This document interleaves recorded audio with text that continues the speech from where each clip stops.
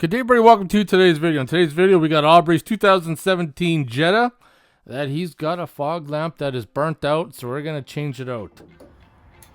Now, there's two ways that you could do part of it or all of it, either from the bottom or you can do one from the top. The driver's side is the one that's going to be the easiest one to get out, but you may want to remove the bottom skid pan or engine cover, whatever you want to call it, out of the way first. Now, with my light, as best as I can show you, that is the one on the driver's side. You can easily access that from the top or the bottom. The passenger side, however, the washer fluid tank's in the way. But there's the view from the driver's side from the top that you can get your hand down in there if you needed to. Now, the fog lamps that we're going to be using to replace are these ones right here. We don't know how good these ones are going to be, but Aubrey's going to change them out to an LED model. First off, I want to apologize for the bad camera angle. I'm trying to get this from the top of the vehicle while he's on the bottom. There's not a whole lot of room.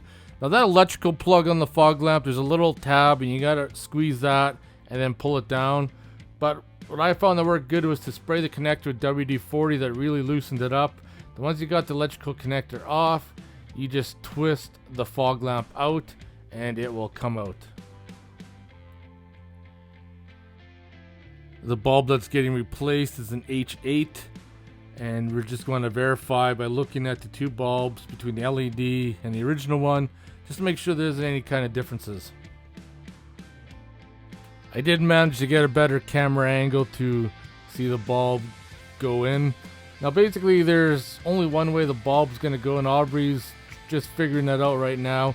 The electrical connector has to go pointing down for it to fit, as you can see right there. Now he's just going to grab his electrical cord and plug her in. And there we have it. So one of the mistakes we started doing was going to start removing all the fasteners for the front bumper or valance.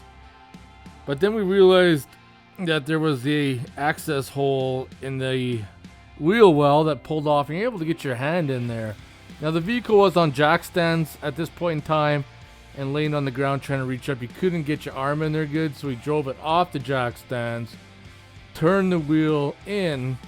That way it gives it a little bit more room, but your hand can go in there straight. As you can see right there, Aubrey's just reaching straight in, going in blind, strictly by feel to remove it. Right there.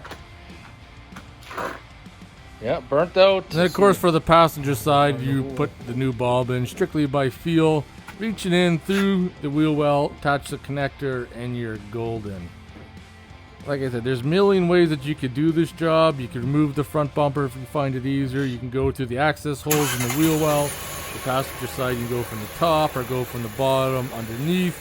You just got to find out what's easier for you. So if you have any questions or comments, post them below. See you in the next one.